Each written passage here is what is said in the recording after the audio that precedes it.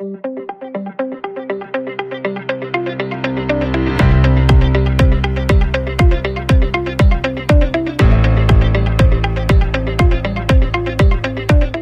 am Dr. Jacinta Satyavadi, Head of the Department of Commerce from Manikam Ramaswami College of Arts and Science.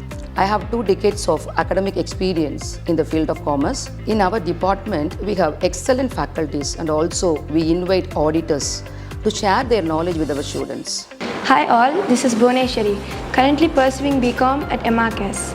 It is inevitable for us to see an interactive learning experience, keeping us engaged at class unlike passive lectures.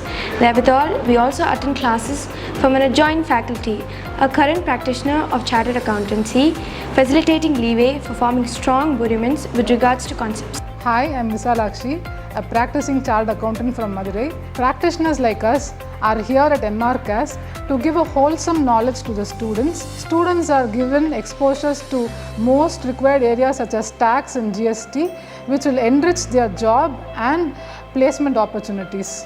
We have a plan to collaborate with the foreign universities to bring different exposures to the students.